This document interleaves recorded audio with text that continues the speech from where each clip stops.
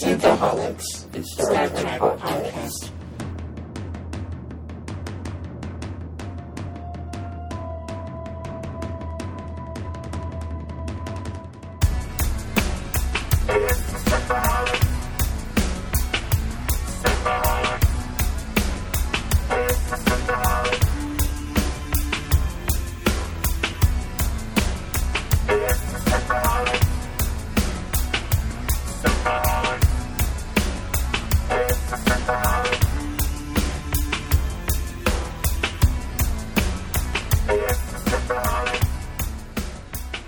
Welcome to Synthaholics. This is your host, David Duncan, and with me is...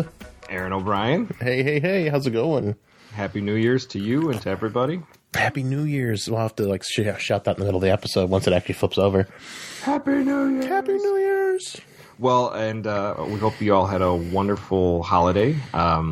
We definitely took a little break there in the middle there. Thanks for being patient with us, but... You know, who's listening to podcasts during... Like on Christmas Day. Yeah. I mean, if you are, that's cool. That's what the kind of life you lead, but... I wasn't. I was busy. I was extremely busy, so there's a lot going on. But same here.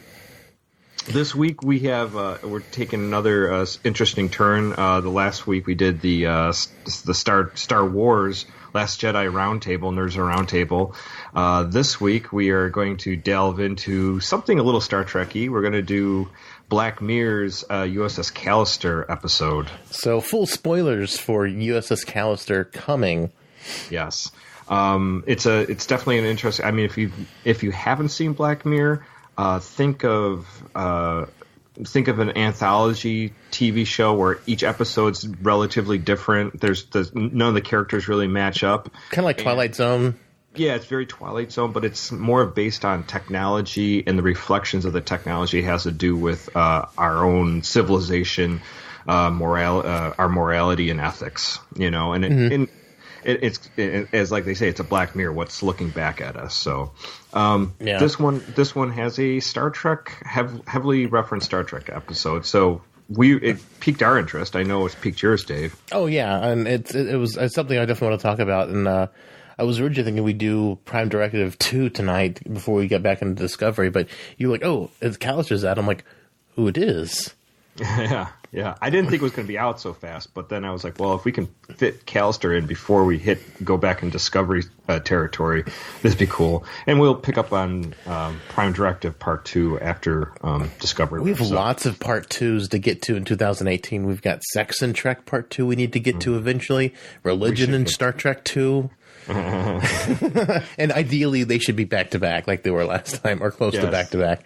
Just so we all feel guilty.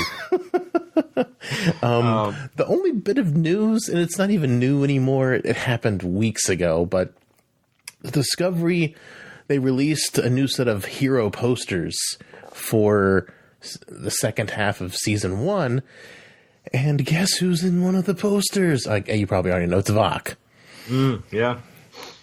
Yeah, Vok. But he's the back shot where he's looking over his shoulder. He's full Klingon. And are we going to see Klingon Vok?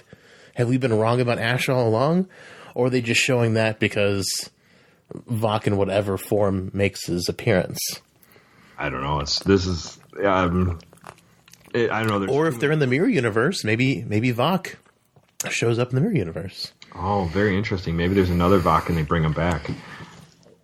Or maybe Ash Tyler is Vok, and they bring back another Vok, and then there's two Voks. And then they can switch him out of Ash Tyler's body. You just stepped on my joke. I just said two Voks. Come on. I didn't. I'm slow. It's New Year's Eve as we're recording this. I drink during the show, and it's New Year's. I've been pre-gaming, so sue me. A little slow. It's all right, but it isn't. Two Voks. That's a good one. So, but that's it. It's going to be cool to see what happens. I mean, we don't have many episodes left here before the season ends, so just 6. Yeah, they're going to have to wrap this up pretty quick. Yeah, it'd be interesting to see where it goes. There can't be any side episodes of Harry Mudds and stuff like that. God, I hope not. I mean, as much as I love Harry Mudd, the seasons are too short for one-offs. Yeah, for sure.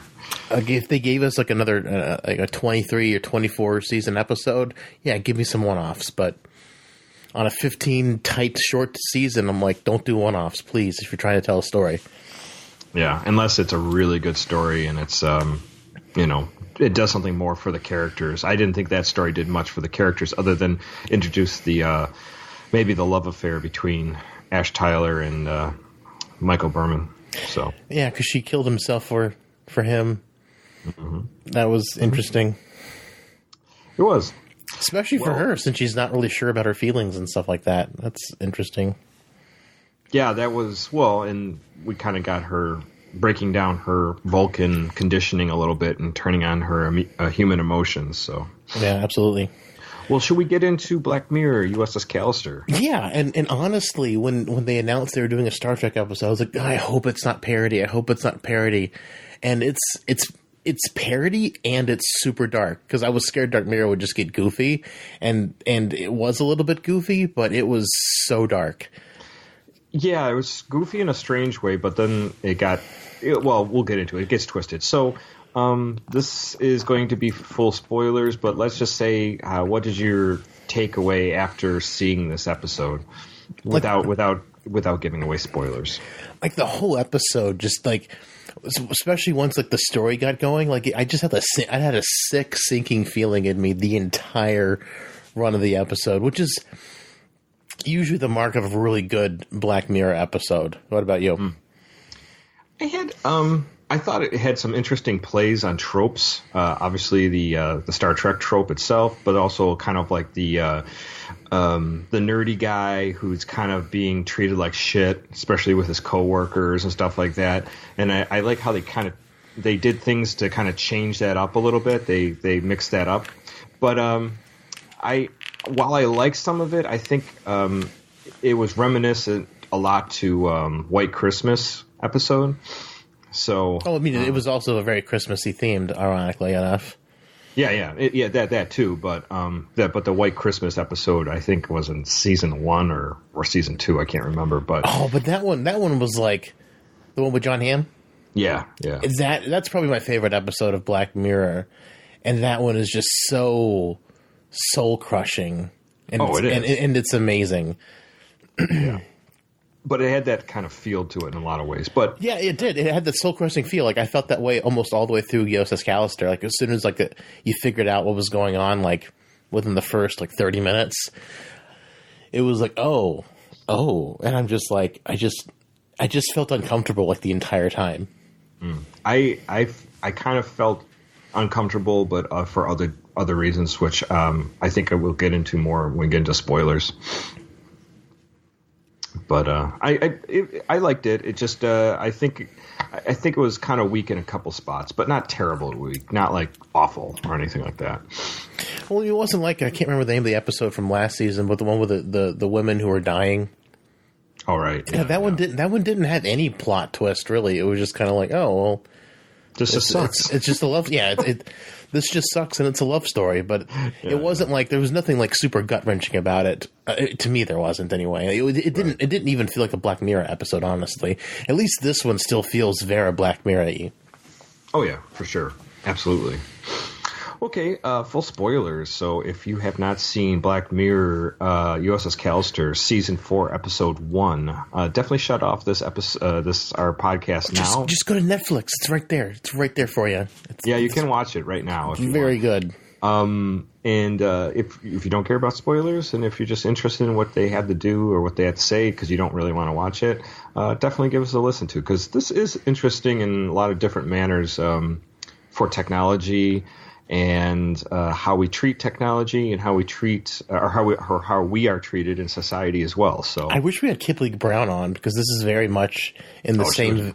She would have a blast with this. Yeah, maybe we'll have to mention it when we have her on for Prometheus, Alien Covenant. Yeah, for sure.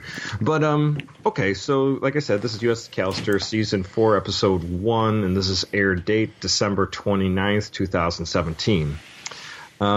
Couple things and notes. We have this Captain Daly character. Robert Daly is modeled after Kirk in this very beginning. He's on the USS Callister, and they're trying to defeat an arch enemy called Valdek. And they destroy Valdek's ship because he kind of used some kind of Kirk maneuvers. They flew into a gas field. And it powered their torpedoes. I forgot the name of the torpedoes, what they called them, but it was like similar to proton torpedoes. And it powered it, and it like supercharged them and blew up his ship. But he has an escape pod which manages to survive. And after this, we have a very strange scene after he wins. He kisses the Uhura character, and then he kisses the blue alien chick. Yeah. And they're all singing and dancing around him. Hip hip hooray! Hip hip hooray! Yeah, and up until that point, it does have just before that, it does definitely has the original series kind of feel to it.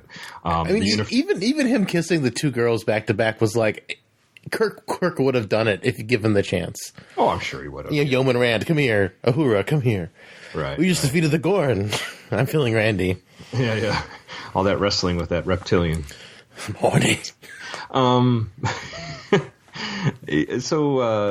then he wakes up, and we see the real life Robert Daly is going to work.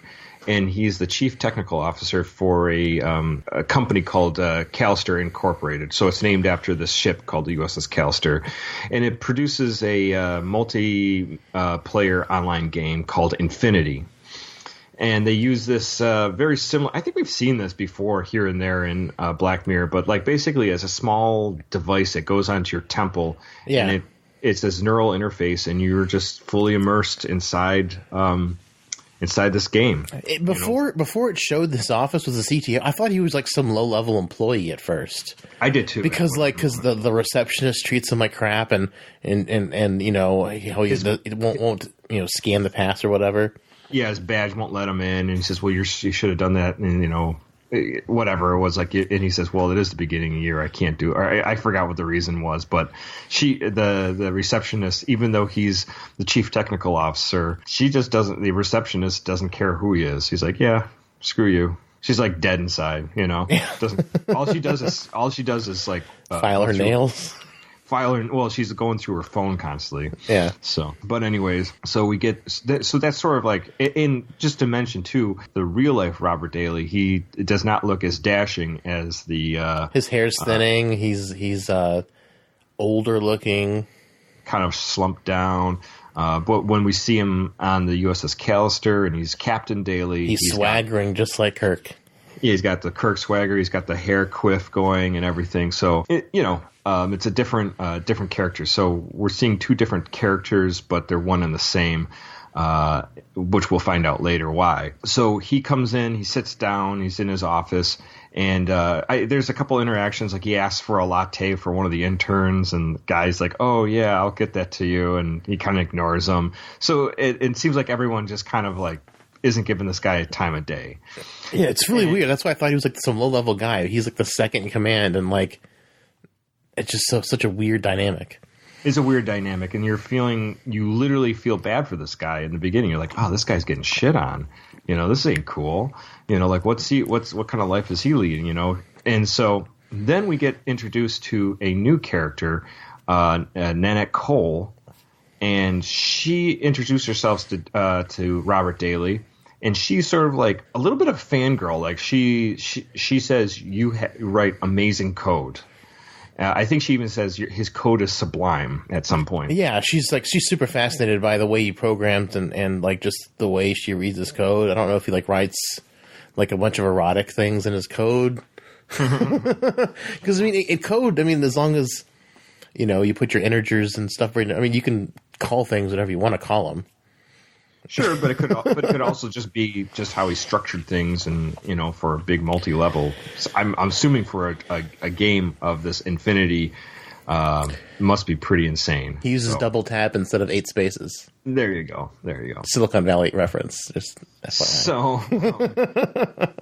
So he does all this, and then she's kind of fangirling over what he's done, and goes through his office, and he's showing him, oh, this is Space Fleet, which is obviously modeled after Star Trek. And he has like all the VHS tapes, the DVDs, the Blu-ray. He's got every format, the entire 6-season run, which I thought was strange. Right, of this USS Callister. So we're already told that the USS Callister was basically the old version, 60s version of Star Trek, and he's a fanboy of it.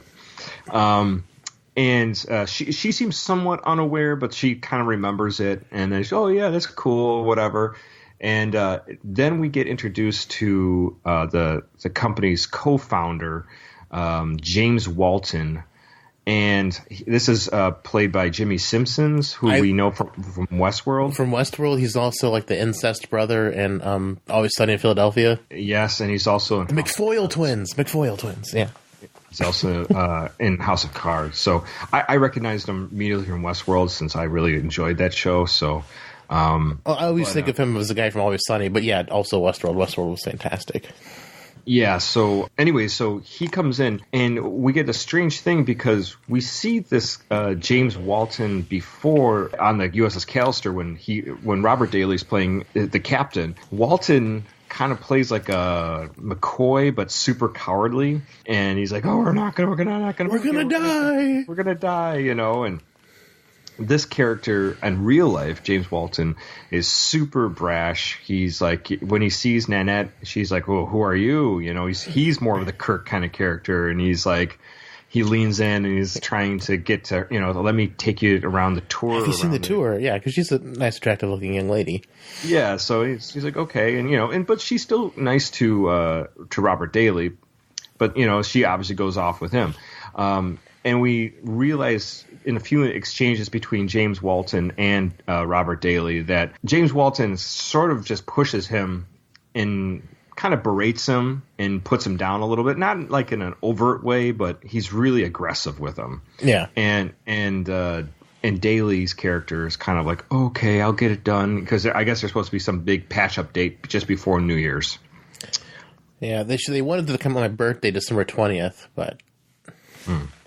Yeah, it ends up getting pushed back, unfortunately. So that's what we see. But then later that night, Daly comes back to his house, and he goes into his Space Fleet USS Callister, and he literally strangles Walton in anger of how he kind of put him down in front of this Nanette girl.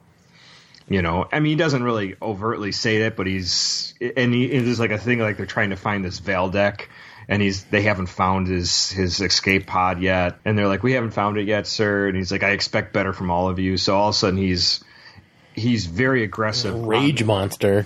Yeah, he's very aggressive on the ship, but when he's in real life, he doesn't show any kind of aggression, or he's sort of like evil Kirk and good Kirk in the Enemy Within episode. So. A little bit, sort of, except in real life, he's like a total pushover, like even more so than Good Kirk was. I don't know, Good Kirk was pretty much a pushover. He couldn't even make a decision after a while.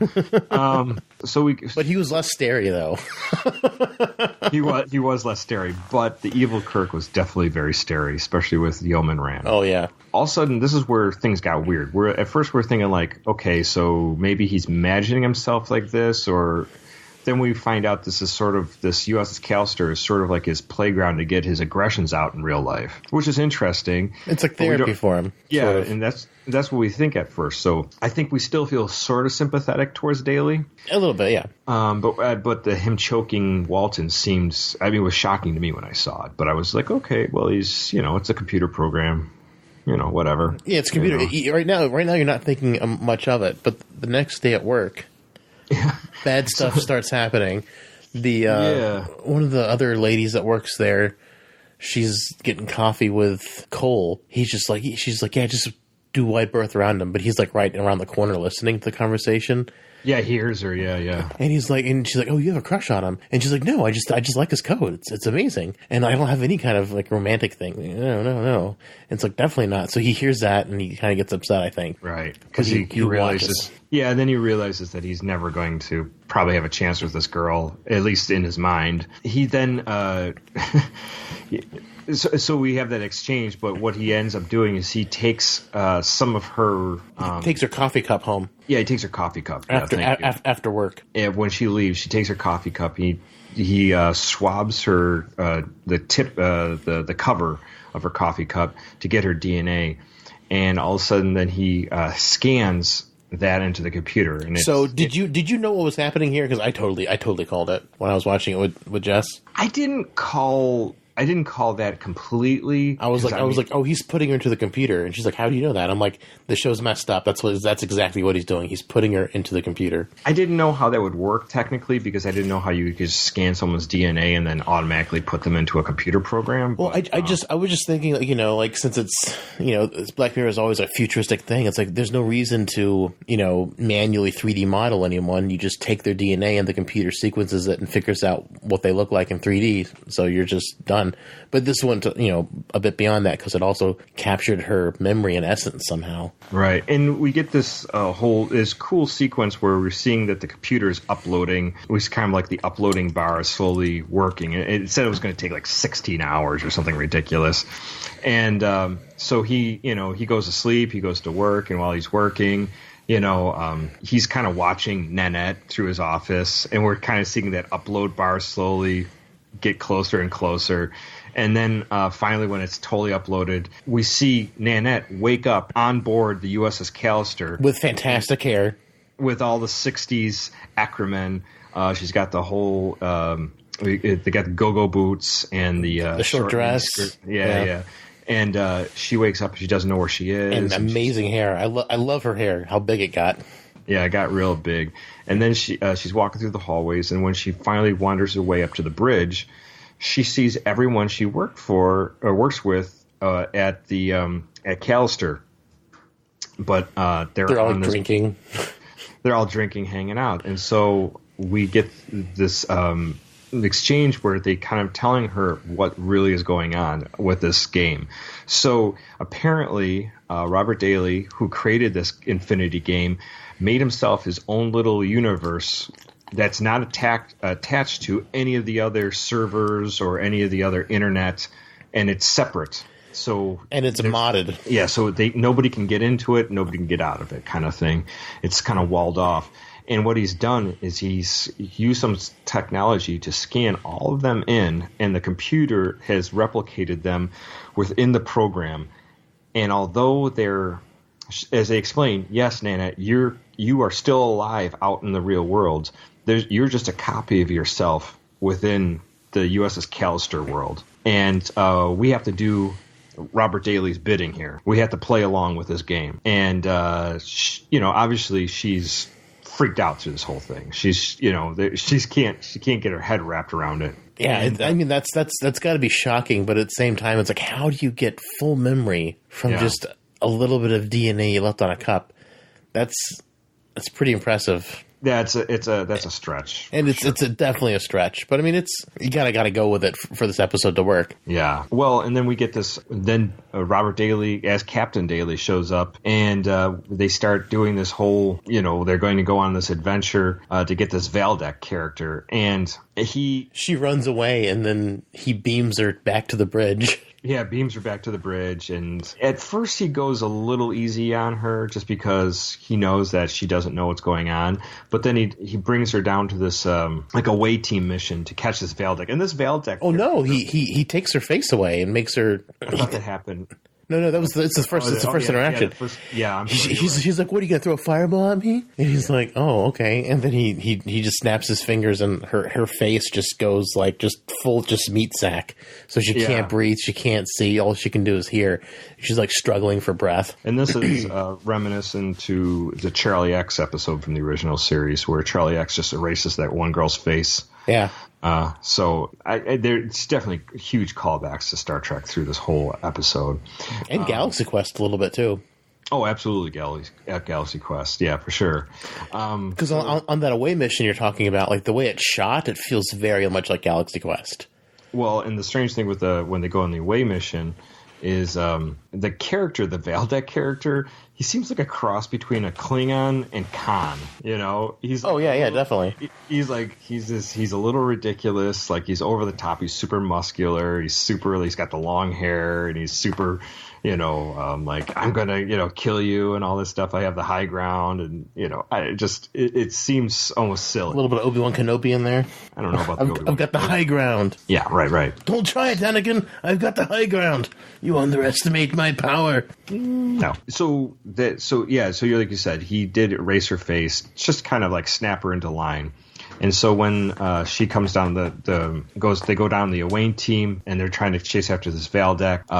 We have this interesting exchange where Valdek brings this creature, comes with this like giant bug, and they're like, "Oh my god, we're gonna have to fight this giant bug." And then just before they're going to start fighting it, he gets Robert Daly gets a phone call. His doorbell rings. His doorbell is like, "Hey, you got a pizza?" He's like, "Oh, hold on a second, pause this thing," and he all of a sudden just kind of goes limp, and everyone kind of like breaks character, and they're talking to Valdek up on the top of the ridge, and he's like, "Hey, how's it going, guys? Just doing my thing." And then this gun is heavy, man. Yeah, and then the bug is actually some girl that worked in the office that he didn't like, so he just turned into her giant bug from accounting. Yeah. So never like. Well, it's we learn later that basically if you cross him, you just go lower on the totem pole. Like the best part of the totem pole is being in his crew, apparently. Then it just goes down and down and down from there.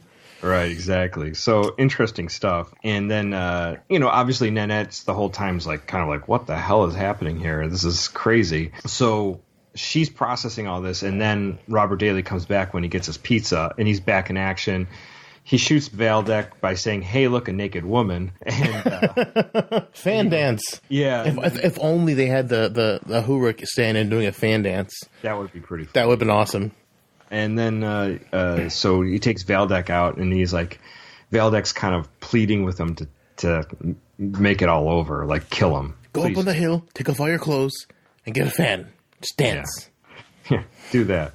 And so Valdek's asking him to kill him, but Daly goes, "That's not the Space Fleet way." We don't kill in cold blood. Right. It's like he masks his cruelty in like goodness and justice. Yes, exactly. So that's over. But then he does this whole thing where like at the very end they beam back up to the USS Callister, and they're doing he's a jolly good fellow, and he's kissing all the girls, and he goes to kiss Nanette, and she won't kiss him. She pushes him away. And one of her friends there, she's like, "Well, go easy on him. She on Nanette. This is her first time. Why would she know? And unfortunately, he doesn't see it that way. No, that's the time he does show her mercy. He does, but then he turns her into it. That's later. Does it? Okay, I missed that. I think it's later. Well, anyways, it's later. Whenever she tried to hack out, whenever she sent the email to herself. Oh, that's when he spiders the Uhura stand-in. Yeah, that's right. Okay, so he just is totally benevolent. It's like, okay, he didn't kiss me. I'm feeling good today. I'm better than this. Just be ready to do it tomorrow. See ya. Right. Then, so when Daly leaves, then that's when Nanette Cole decides that she's going to try to hack the system. But the Uhura stand-in's like, it's not that bad. Get used to it. There's no tongue. Right? And then that's when they get into there's no genitalia. Oh yeah, they did the whole like a dogma thing. Takes off his pants, starts slapping it down there. Yeah, the Walton character, he literally takes his pants off, and he's technically a Ken doll. Yeah, and I love how Cole's like, no one takes my vagina. I'm just he says he took my vagina. That crosses the red line for me. So it's like now it's war. She needs to diddle herself. Yeah, I thought that was pretty fun. That was a funny line. And they talked about how they tried to scissor each other, and like nothing, no sensation at all. Yeah, they were just like, we just tried to bump, and just there's nothing there. It's just it's dead. So, which is an interesting it's interesting move on like Robert Daly to write that. Yeah, because you'd think he'd bring them there for whatever pleasures he wants, but his pleasure, I guess, is just really living out the Star Trek like world. Yeah, he doesn't care. But it's weird because Kirk's up with all the ladies, so you'd think he'd want that part in, like especially since he's like going after all the new chicks that come into the office. Right. That's strange. Well, that's when Nanette decides she's going to try to hack the system and send a message to herself. And which is interesting. So she sends a message to herself, and then the Nanette on the real world gets the message, and she runs into Daly when he's coming to work and says, "Hey, I got this weird message." And he goes, "Oh, it's somebody's probably just trying to hack into you." And says, "I would just make sure update your security systems, update your firewalls and stuff." That's when he comes back. And then that's when he's pretty upset. Yeah, and he's like, "Oh, you tried to contact the outside the world," and he's going to basically get rid of Nanette and or whatever. We're not sure what he was going to do to her, but yeah, Uhura's stand-in's like, just show her mercy. He's like, okay, and then he turns his wrath on her. Yeah, he turns her into a monster that was. Basically the same monster we saw on that planet below. But apparently it's super painful transforming. She was not having a good time. No, it did not look. It was kind of horrifying. Yeah, absolutely. So, and then they like lead her off, which was like she's banging her. They can't get her out the door because she's too big. It's kind of, that was a little funny too, but yeah. But so that was interesting. But then we have after that transpires and Daly leaves, we have this whole thing where Cole's like, we have to get figure a way out of this, and this is where the Walton character tells Cole what happens when he tried to break away and get out of the game. That he took his son's lollipop from a party or when he brought him into work, and he replicated. Bring your son to work day. Never bring your son to work. Never bring your son to work day, especially around, these creepy programmers. Creepy programmers is right. I don't want to make programmers sound like they're bad people because I know we've got programmers who listen to the show. I know, but it was pretty funny that he, just don't. Unless you're the creepy programmer, you can bring your son to work day. That's fine. Just don't let anyone get near his lollipop. That's right. Shield your lollipop in DNA. Bring your child in a ball if you must bring them to work. Yeah, hermetically sealed. Do not let any of their DNA get outside the ball. Not even like a flake of skin. Don't let them go pee. No, pee in the ball. They have to wear a diaper that day. Sorry, son, you're peeing inside the ball. So Robert Daly took the Walton's character's son's lollipop, brought the lollipop back to his place, and then he used the same scanning mechanism and scanned his son into the game, and he used his son, Walton's son, to blackmail him to do what he is bidding during the game. Say, you will act out this USS Callister fantasy with me to the best of your ability. And he was the first one. And just to show you what was going to happen if they don't, he blew his son out the airlock.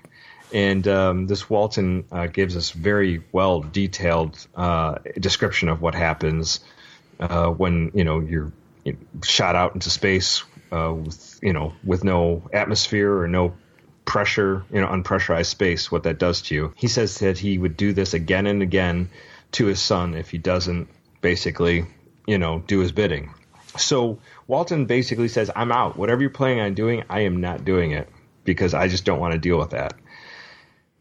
So we kind of get into a whole different side. At first, we keep on getting these gradations of Robert Daly. How at first we feel bad for him, and then we're kind of like, okay, that's a little weird, and now it's okay, we're getting a little creepy territory. Okay, this is kind of just fucked up, and now it's like, oh, you're a monster now, So we've gone the whole range now, the whole rainbow. But at the same time, they are just computer programs.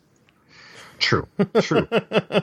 Which we can get into a little bit later. It's like the whole holodeck thing all over again. It's like, is it cruel killing? Like, is it cruel that Worf has these killing programs so you can just act out some Klingon rage? Well, I mean, I think we're going into the territory of Moriarty.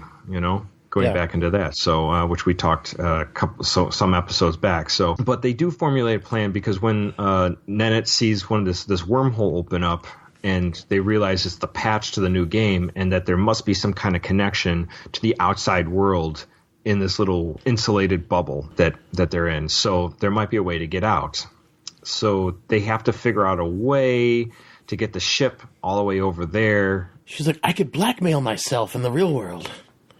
Yeah. She's not even nice to herself in the real world. Good grief. Yeah, she's I've got all these porn pictures of myself. Well, she's desperate. Yeah. So desperate times, right? Yeah. It's interesting for sure. I thought that was a little strange, but I was willing to go along with it. So what happens is they're going to try to get to this wormhole, but what they said they'll never make it there in time. So what they have to do is concoct a reason. Well, they can't get the ship to go, so they need Robert Daly to come into the game, but they need him to be distracted so they can grab his tricorder. Right. So so they can't get the ship to get to the wormhole. So they concoct a scenario, basically with a crashed shuttlecraft that they have to go see and rescue. So when Robert Daly does log into the game, all of a sudden they're like, hey, we have a ship that's, has a distress call. It's a shuttlecraft that's crashed on this planet. We have to go check it out. And it's funny at first because Daly kind of looks at them all like, that's kind of weird. And then he's like, okay, yeah, let's go check it out. But Cole was like, don't let anyone else come. I just want to go down. You need to show me the ropes. And she's like trying to get super into character and kind of seductive on him. And this is another thing with Daly. Like, why is he just like buying this? Like, he almost killed her last time. Now it's like all of a sudden she's all right with it. So I don't know. Like this guy. Well, it's his God complex. He's like, oh well, she sees the error of her ways. She's into me now. Yeah, right. So what they do is they go down to this planet. They beam him and her down, and while they're going down, she decides that she's going to go, not necessarily skinny dipping, but kind of do like, hey, let's have some fun and go play in this giant pool of water. So she takes all her uniform off besides her underwear, jumps in, and she's inviting him to go. And like, come on. He's like, but we got this mission. But she's like, you could say you rescued me. Mm-hmm. Come on. Yeah. And then he's like, oh, all right. So he jumps in, and they're playing around, and it's really strange because you can sort of see that she's really not liking this guy whatsoever. She's just doing barely what she has to do just to, to get him to be distracted. It's funny that she's trying to go out of the way, but she's not selling it very well. Like you said, she's definitely like gritting your teeth through the entire process. Yeah, absolutely. And it's good acting because you can see it. You can see it pretty strong, So I thought that was pretty well how she did that. Next, what happens is everyone back up on the Callister, when they see that he's out there swimming, they beam up his tricorder, which has a connection that they can, basically connect to the outside world, and they can, and what they do is they go into the real Nanette's photo cloud account and find the pictures that she's saying that we could use to blackmail her. I love it's like, oh, how are we going to find the pictures? And they go, oh, these are, yeah. It's like, I wish I had a boner. yeah. So, the last 9 will do. Any of these will do. Yeah, exactly. I think that's what they said too. The last 9, any of those will do. So they end up sending a text, and they call her right after and say, on the outside world, they say, hey, we have all these pictures, and you have to do basically do our bidding, and so we'll give you instructions on what to do. So, which was interesting, that all of a sudden they get Nanette to move into action because she's like, oh shit. So what were you gonna say? Yeah, she goes to Robert Daly's house. Yes. Orders a pizza, then breaks into his house and steals all the DNA information that he has stored into a fridge that's right by his computer. Swaps out the headpiece that links him into the virtual world with a dud. Yeah, like with a dud piece.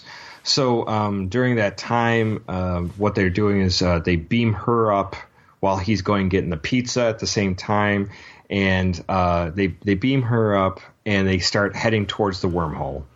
And they get pretty far, but they say we've got to fly around this big asteroid field first. And that's when Robert Daly jumps back in the game, but he's delayed because of the piece that ties him into the Infinity game. Like you said, the real Nanette changed it out with a dud, so he had to get a new one. So it took him a little bit. So they could get pretty far without that. So by the time he got back in the game, he was alone on this planet. Nanette had left. He's basically in his underwear. He's calling up to the ship and nobody's answering. And so what he does is he gets dressed and he runs down and he jumps into the shuttlecraft and he gets that working. And he goes into pursuit against the USS Callister. And from there, they decide that they have to get there because the wormhole is getting smaller and smaller, that they're going to have to go through the asteroid fields, just for excitement purposes. And pretty much, because before when you saw the thing open, there was no asteroid field. But whatever. Whatever reasons. So they fly through the asteroid field, and we get it's pretty cool effects of them flying through the asteroid field. The effects in the show are fantastic for just a one-off, and the sets were really impressive too. I mean, they did a really good job for this one episode. This probably had to be one of their more costly episodes they've ever done, I would imagine. Yeah, for sure. And then at the last minute, their engine gets knocked out by one of the asteroids, and Robert Daly's in hot pursuit, and he's going to catch up with them sooner or later, and the wormhole's closing. So what happens is Walton character decides he's going to Spock it, and he's going to sacrifice himself to the ship to get the engines working. So he gets in the engine room, he makes a call to Daly, and he's kind of like telling him basically that F you. Yeah, fuck you, dude. And he gets the engines working. We see Walton completely burned alive. Well, the thing was, they said he was supposed to just burn but not die. But then I don't think he ever came back on the bridge once they escaped. Because really, the reason they're trying to go to the wormhole is because they think they'll die. They just don't want to exist in this, infinity hell. Yeah, they're just like, at least if we die, we don't have to go through this hell anymore with this Captain Daly. They get the engines working, they kick into high speed, and they go into the wormhole. And strangely enough, that they live through that. But then strangely enough, at the same time, Robert Daly's character, the wormhole closes, but then somehow the outside Infinity game detects that universe is there, and decides to delete his whole universe that he's created for USS Callister. Robert Daly's still in there, and he can't punch out for some reason. That didn't make a lot of sense. It didn't make a lot of sense to me either. I'm like, why can't he punch out? Yeah. And why, even if he's in the game and it gets deleted, why doesn't he just wake up? But he died. I mean, it's Black Mirror for him to die. I mean, that's... So he dies, but then the crew of the USS Callister is still is in the outside universe, and they're free and they're alive, and we see that everyone goes back to kind of reset, just normal. Yeah, they're reset. They're not even dressed in their, and they all got their junk back. Got their junk back, and they're in their they're in regular clothing now. They're not in. They're some kind of default jumpsuit because they're all level 1 noobs because they're in the real game now, and not this not modded sectioned off game. Right. Which is kind of cool. And then they run into a character who's another player who's out there flying along, and he's like Gamer 691. Yeah. And he's like, "Do you have anything to trade?" He says, "If you don't have anything to trade, I'll just blow you out of the sky." And they're like, we're the USS Callister. We just, I don't care who you are. And then there's if you don't get out of here, I'm going to blow you up. And then they jump into warp speed and they fly away. And Cole becomes the captain. And then the guy's like, "Oh, good, this is my part of space. Go away." It was kind of funny. And he has this thing that says, King of space. King of space. And it just ends.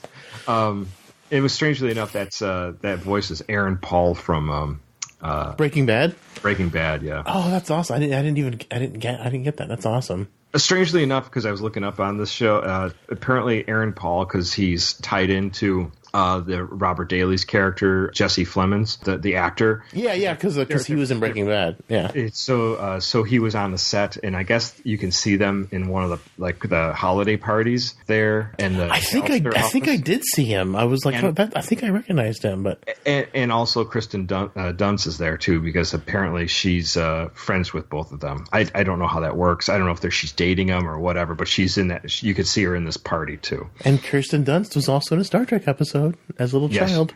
Yes, she was. Yeah, so lots of crazy connections here. Yeah, so Dave, we went through the synopsis. The crew lived to the USS Callister, although they will never come out of that program. How did you feel after seeing this episode of Black Mirror? Like I said, like the entire time I had this like pit of like just like uneasiness. But Black Mirror just does that. Black Mirror is very uneasy. It gives you the sense of unease. I didn't get why he died. I kind of wanted to rewatch it, the ending, but I didn't, to see if I could just glean the explanation. I know they said he was like, you know, his world was getting deleted, but that kind of bothered me. What I want to know is that, okay, since Black Mirror had to be Black Mirror and kill Robert Daly in real life, even though they just deleted his character, like, I wish there was more info on why that happened.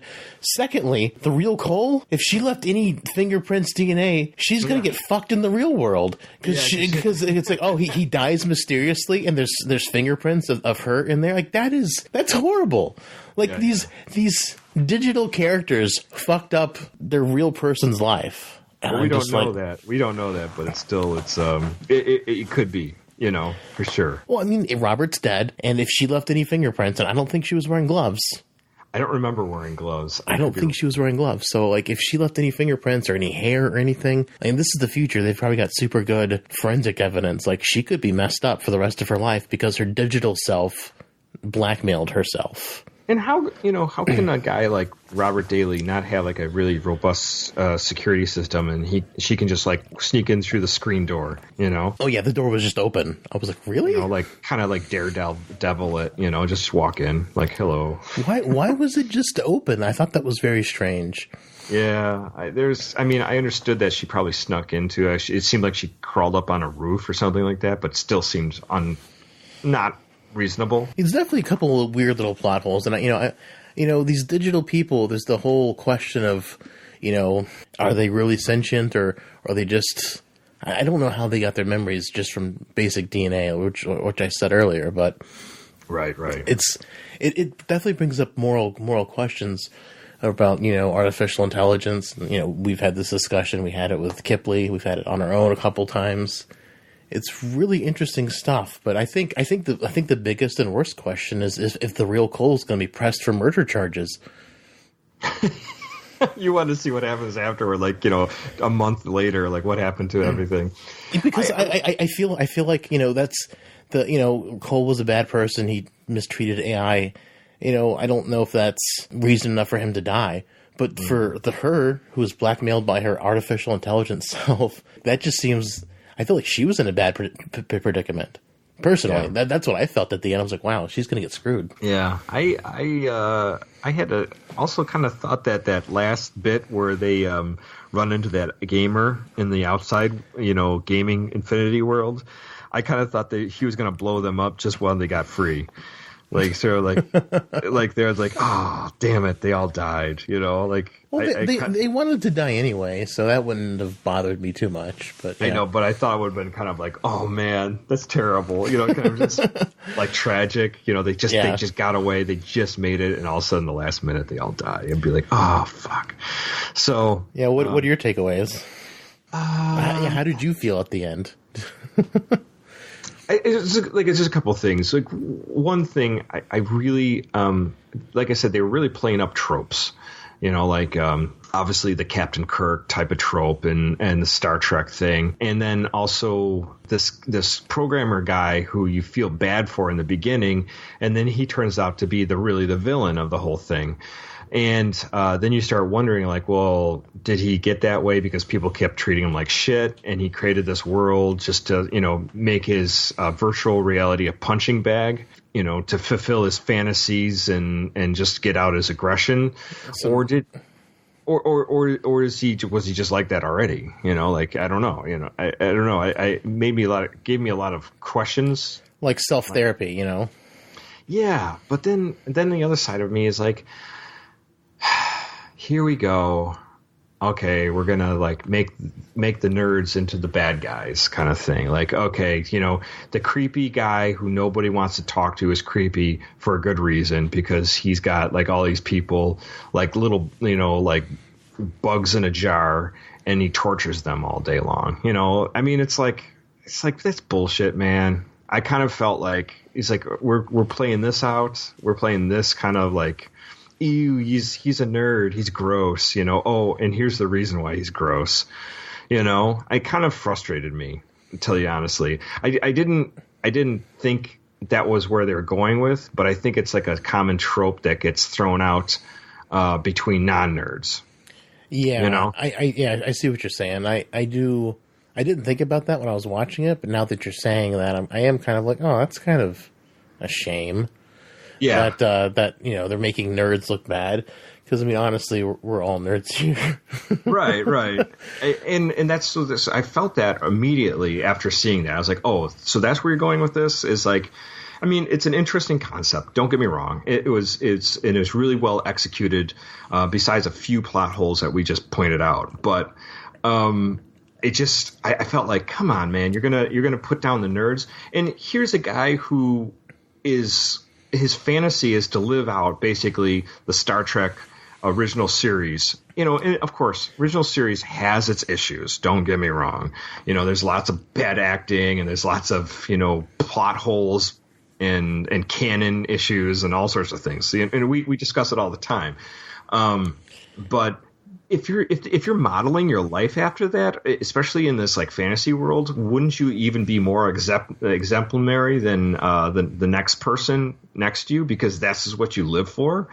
You know, if you're living for a Star Trek ideal. Well, it's like those people on that group that blocked me because I said something about Discovery.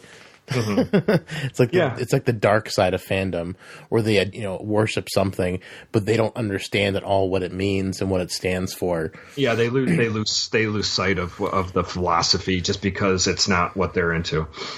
Yeah, it blows my mind when people are like, "Oh, I'm a fan of Star Trek," but they don't accept the philosophies, and they hate on people and hate on JJ and hate on Discovery because, oh, it's not Gene's Star Trek. And I'm like, well, Gene hated most of the Star Trek that you love, so yeah, that's definitely a difficult issue, you know. But there's two other sides of it that made me think about it. Okay, so one is the fandom issue, obviously. So here's a guy who's into the fandom of the feel of the show, but he's not really into the ethics of the show. Mm-hmm. So because if he was, he would have put the brakes on this a long time ago. So that's an issue. And I was like, well, that's not cool. And then the other side of it is he's, like I said, he never put the brakes on all of that. Yeah, but I mean, the fandom, like, it's, you know, not only like basically by your logic, you know, how they're like saying, oh, nerds are bad because they like things. Now they're trying to make in the same token, it's not just nerds are bad, Star Trek nerds are bad. And I'm like, that's almost like they're doing a Star Trek parody, but then they're also like shitting on Star Trek fans a little bit. Yeah, oh yeah, that's how I felt it. I felt we were definitely. Honestly, after watching this episode, and you know, I'm a bigger original series fan than you are, and I kind of felt shit on a little bit. I was like, oh, thanks, guys. That's great. So first they're shitting on us because we're nerds, and second they're shitting on us because we're Star Trek fans. And I'm just kind of like, and the thing is, it didn't come across that way to me until you said something. But like I said, I did have a sinking, not happy feeling. Pretty much the entire episode of watching it. And that's what Black Mirror does. It's supposed to be unsettling. It's supposed to be like make you think, and that's usually the mark of a good Black Mirror, and it's a good Black Mirror episode. But at the same time, I'm kind of like, ooh, I don't. Now that you pointed that out, I don't like the way it paints us. Yeah, as fans of.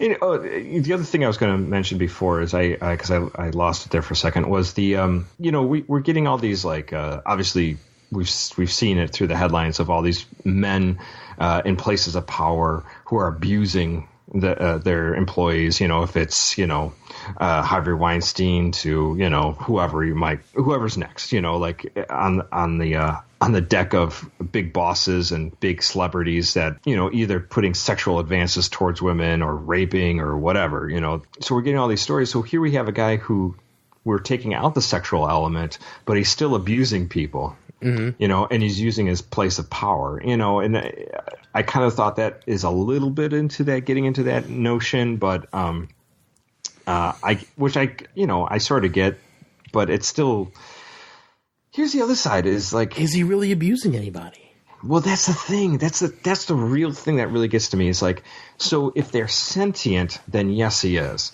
But if they're just a program and they're not sentient, then what does that say? So, I mean, it's like, like we go on to a video game and we do shoot 'em up games all the time. We're killing tons of NPCs and villains. And we don't even think about it. We're not really killing anybody. We're just getting out, having our fun, and we're just enjoying ourselves, Mm-hmm. It's different if you knew that those were sentient people. Yeah, that's the thing. Like, are they sentient, or did they just remember everything because of their DNA somehow? Yeah, like is all your memory tied to even your DNA?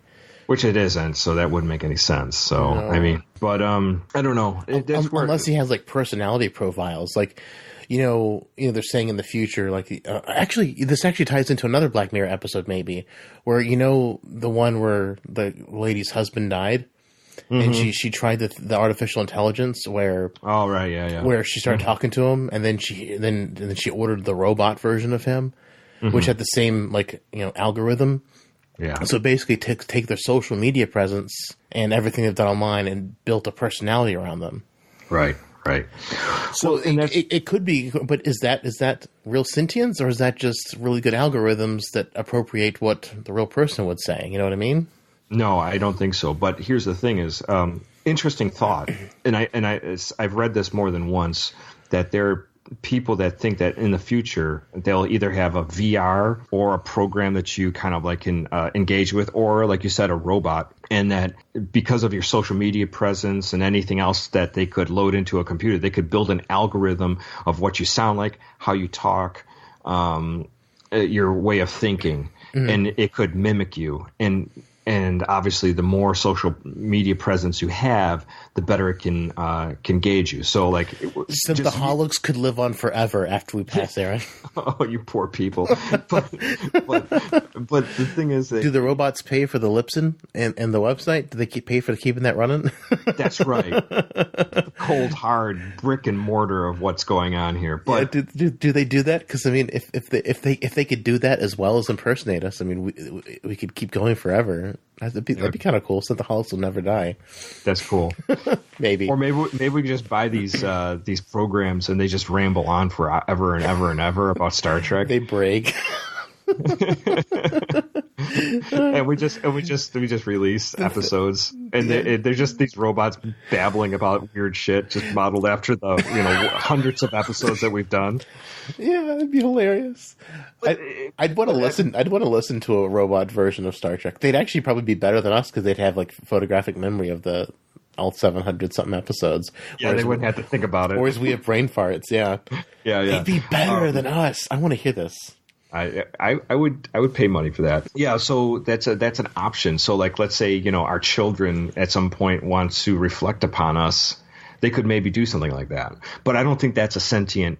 That's just a program running off of memory. Like looking at a photograph is just a collections of colors with photons hit, and they come and hit your eye receptors, and you see a picture of your grandpa, your grandma who passed away or something. So yeah. It's not really them standing in front of you.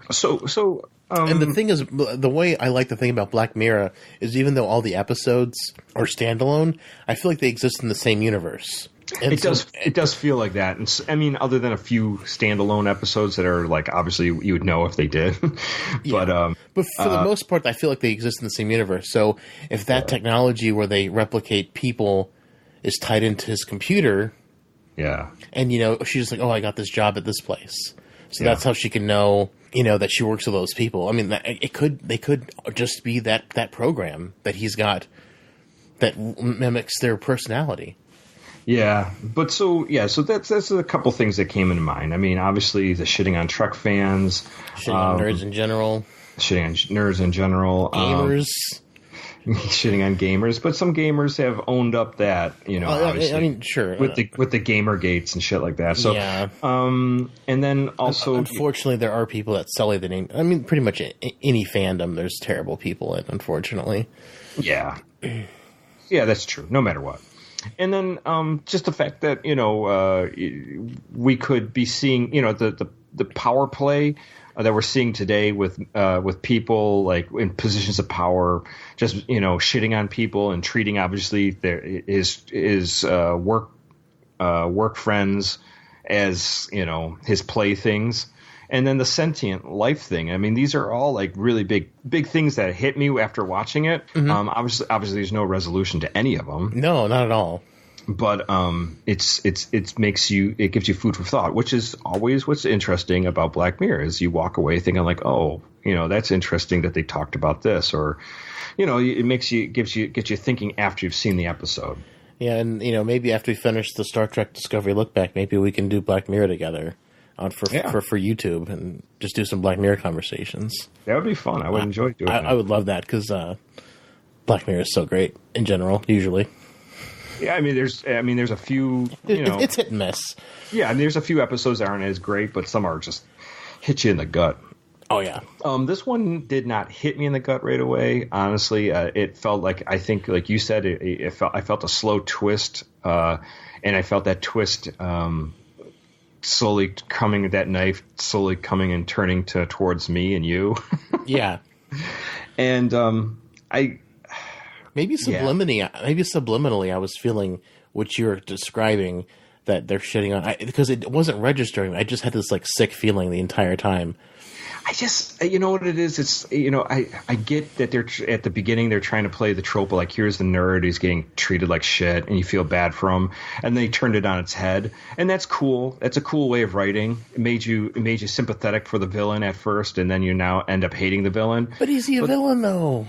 Yeah. I don't know if he really is, because if they're just the AI that's just the predictive social media algorithm AI,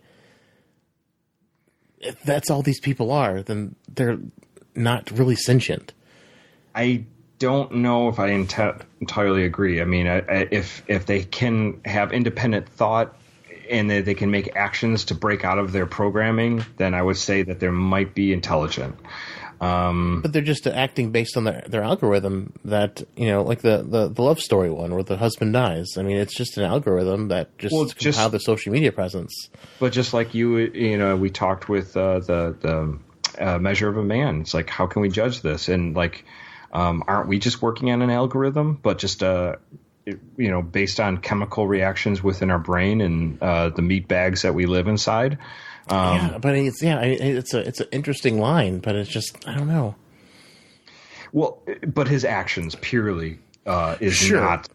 I mean, if he wanted just to make a world where he could just like use people as punching bags, he could have made just like dumb NPC type characters that you see in first person shoot 'em ups, or something to that nature. But you want, if you're in an immersive virtual reality world, you want your people to seem as real as possible, especially when you're that immersed.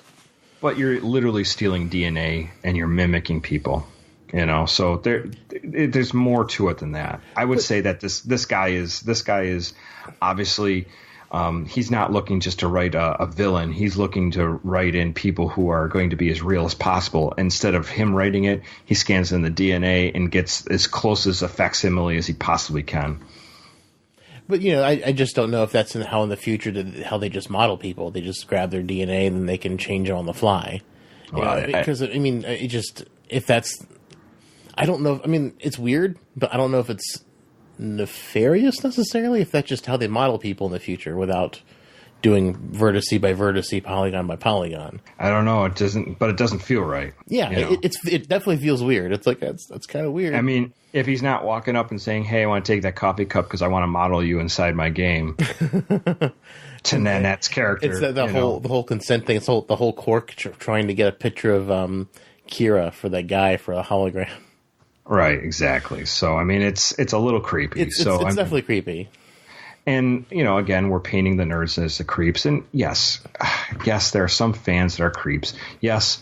But honestly, I've met, I know sports fans that are just as creepy, if not shittier. So, I mean, it's like you can't just paint nerds that way. It just feels bad because I think here's the issue is that there's a lot of nerds out there. And I know when, growing up for me and a lot of friends that I had that were nerds, Star Trek, Star Wars, Dungeons and Dragons, comic books. These are ways to escape from the real world where we were being treated like shit, either by, bullies in school, family members that didn't understand us or didn't want to understand us, or just a situation that we just could not face up to at the time. If it was either abuse in our households or coming to terms of who you are as a person. Maybe you're gay, lesbian, or bullies at school. Yeah, like I mentioned bullies, but there's a long line of reasons why people go into these escape modes, and usually these people are highly intelligent enough to say, I do not want to be like that bully. I do not want to be like dad who's always drinking and he's screaming at me all the time. There's lots of reasons they're highly intelligent enough. So they hide inside these worlds and they cocoon themselves in it. And it's not because they can't, they don't want anything better. This is their coping mechanisms. I'm not saying that it's a comfort zone. Yeah, and I'm not saying that's everybody. Obviously, some people they watch Star Trek or they watch Star Wars or read comic books because it was fun. That's fine too. But when you get a character like this Robert Daly who looks, he's introverted, he can't seem to have any command of a situation in the real world, it's because maybe there are reasons why that he became that person because of his upbringing and the environment around him. Obviously, he was a brilliant mind. And we see this over and over again. Many of the nerds that are out there are obviously very brilliant people, but sometimes they're crippled by, shyness and being introverted and all sorts of reasons. So when you shit on the Star Trek fans because they're Star Trek fans and because they're quiet and they have, their pictures of, the Enterprise or whatever, it's like kicking a puppy when it's, Yeah. I don't know. It feels shitty. That's why it felt shitty to me. I'm not saying that that's what maybe they're going for, but it seems too easy. It's like it's hitting the smallest guy because you're scared to hit the biggest guy. But then again, we are seeing a flip. We're seeing the flip where the nerds are ruling the world these days, and we have them, in places like Google. And all these other big, where these very smart people are running the world. We have the Elon Musks and the Bill Gates and stuff like that. So, I don't know. And football's on a decline, amazingly enough. Yeah. So, but not declining enough. So, I don't know. I heard they're wanting to bring back the XFL so they could have like the conservative football league and the liberal football league. Oh God, so weird. That's so dumb. Oh my God. Yeah. But that's my takeaway. I whatever. Obviously, things are never going to be. Obviously, as we've talked before, fandom can become toxic. I'm sure you've known nerds that you've thought were like a fellow nerd, and then all of a sudden you got to know him. You're like, oh, this guy's fucked up. I don't have anything to do with this guy. Sure, yeah. We've bumped into people like that as well. So I don't know. So it's difficult. It's a difficult situation. And seeing this, I felt like it's a low hanging fruit a little bit, but it made for interesting to see a version of Star Trek. Yeah, and that's the thing. I was wondering how they're going to do Star Trek because it didn't seem like it'd be a Black Mirror-ish thing, and it was only kind of doing Star Trek because they were doing all this other stuff in the background. Yeah. Which I mean, they kind of had to do it to make it Black Mirror-y, but yeah, I mean, they may not have been intentionally saying Star Trek nerds are terrible people and nerds are terrible people. It may have been an accident. I mean, it very well could have been. They were just trying to tell a story, and they may not have thought about the ramifications of how it paints certain people. Right. And they obviously didn't care about what happened to the real life Cole. No. Because that's like my biggest burning question. I'm like, she's taken away in handcuffs. Are they going to find any DNA? Are they going to accuse her for his murder? Because she was literally like, they can probably put him the time and place where he died, and that like his, I mean, it's just, oh my gosh, I know. Why did the AI like mess up her own real life so bad? I don't know if they thought that was going to happen, but I don't know. I'm just kind of like, huh. Interesting. If he didn't die, if they would have let him live, or like maybe he was like handicapped or something, like from maybe it like messed up his brain and he was still alive, it could have been okay. But it looked like he was dead. Like I think he died, and so because he died, like that raises all these questions for the real life Cole. Yeah, and like, wouldn't there be some kind of like the backdoor thing that like if you get like shut out of the game that you don't lose consciousness or something? I don't know. It just that doesn't make a whole lot of sense. Like why would they just kick you out of the game once the game is deleted? Like there's got to be a fail safe. Sure. I mean, the thing on your head is just tapping you into the game. It's like just typing in your synapses so you can see and feel things. But I mean, once it goes away, you're not in the game anymore. You just wake up if there's nothing to connect you, or you're on your desktop or something. Well, I don't know. Cool episode. I did have some issues, and I thought it had a couple little plot holes, but nothing terrible. But hey, Dave. Next week, we have Star Trek Discovery coming back. That episode might drop a little bit late. We'll see how it goes, just scheduling reasons. So yeah, I got some stuff coming up actually on the 7th. So we're not going to be recording on the 7th like we usually do, like on the night of the recording. So it might drop a little bit later. But going forward for the rest of the Discovery episodes, they should be dropping as soon as possible after the release date of the episode. Yeah, after it premieres, Right. And as we know, if you don't know, Dave Duncan does acrobatic jiu-jitsu flips all the time to get that out as fast as possible. So every once in a while, Dave's got to have a life. So yeah, and even though we didn't have Synthaholics last week, there was still a look back episode. That's right. On Facebook. I mean, not Facebook. On YouTube. And there was 2 cooking videos. I made cookies and I made a drink. So I was still doing the YouTube stuff. If you guys missed Synthaholics last week, there was still YouTube stuff for you to check out. So go check that out if you haven't already. We'd love a subscribe. We're trying to get to 100 so we can get our domain name for YouTube, like youtube.com/Synthaholics or Synthaholics Podcast. That'd be fantastic. But we need 100 subscribers. So if you could go on and do that, we would greatly appreciate that. Definitely do that. Dave's been putting a lot of effort into that, and that's pretty cool that he's all the work he's done. And if you haven't seen it, definitely check it out. He's growing leaps and bounds since his original Cooking with You. So anything else we want to talk about, Dave, just before we close out the show? No. Hopefully we'll have a guest on for our first episode back. Well, we'll see scheduling with that. Yeah, because my schedule is different than what I originally told him, so we'll see. All right, cool. Let's close this. We'll close the book on this one, Robbie. Oh, wait, no. Oh, yeah. No, we're going to beam up. Oh, no. We're going to go into the Callister. Abuse some people. No, let's not do that. That'd be bad. All right. Well, all our music was found by Warp 11, except the intro, which is by Dave Wilkes. You can find the show at Synthaholics.com. You can type Synthaholics into YouTube and find us that way. On Twitter, the show is at Synthaholic Duo. Personally, I'm at David_J_Duncan. I'm at Blackbird 2004. And definitely, please, if you have a chance, go onto iTunes, rate and review us, give us 5 stars preferably, and write a nice little piece about us if you enjoy listening to the show. Helps us get seen by the iTunes algorithms, which seems to telegraph to all the other podcasting platforms for some reason.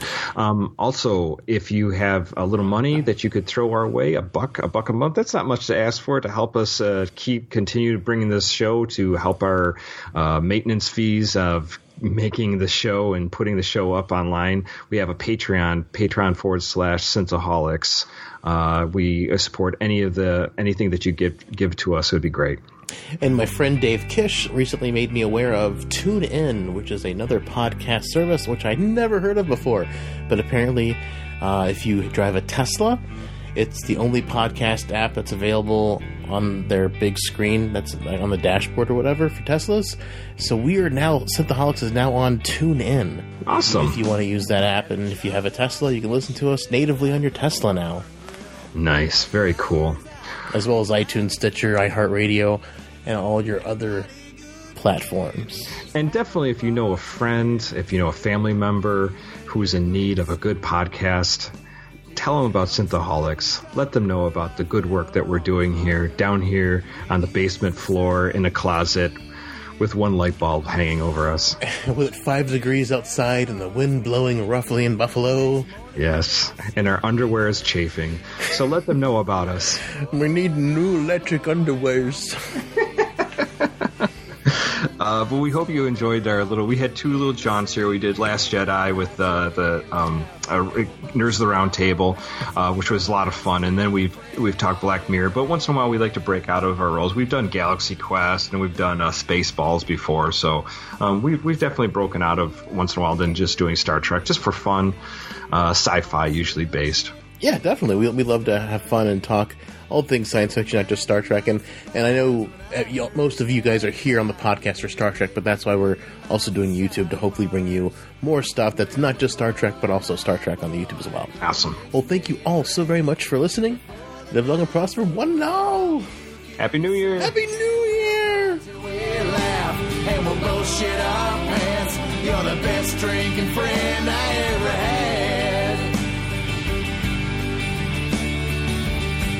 We're 8 minutes away, but Happy New Year. It'll be New Year by the time this comes out. That's awesome. Very cool, man.